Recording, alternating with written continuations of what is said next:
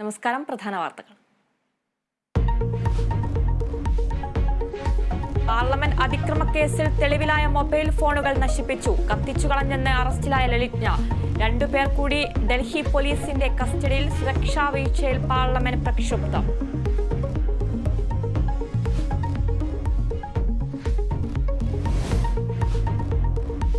Vandiperiyar POCSO കേസിൽ പുനർവിചാരണ വേണമെന്ന മാതാപിതാക്കൾ. അപ്പീൽ നൽകാൻ പ്രോസിക്യൂഷൻ നടപടികൾ തുടങ്ങി.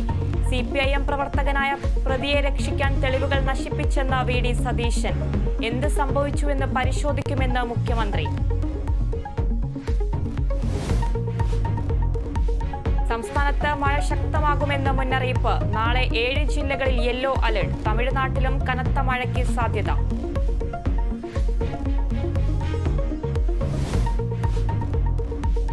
കരിമണൽ ഖനനത്തെ ന്യായീകരിച്ച് മുഖ്യമന്ത്രി. തോട്ടപ്പള്ളിയിലെ ഖനനം നാടിന്റെ താൽപര്യത്തിന്.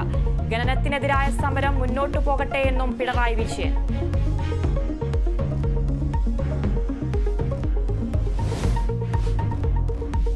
മുൻമന്ത്രി KP വിശ്വനാഥൻ അന്തരിച്ചു. അന്ത്യം തൃശൂരിലെ സ്വകാര്യ ആശുപത്രിയിൽ. സംസ്കാരം നാളെ പാറമേക്കാവ് ശാന്തിഘട്ടിൽ. അതീവ സുരക്ഷ വേണ്ടെന്ന് ഗവർണർ. ബാരിക്കേഡുകൾ തീർത്ത് വഴിയൊരുക്കാമെന്ന പോലീസ് നിർദ്ദേശം തള്ളി. ജനങ്ങളെ ബുദ്ധിമുട്ടിക്കുന്നതിനോട് യോജിപ്പില്ലെന്നും ഗവർണർ.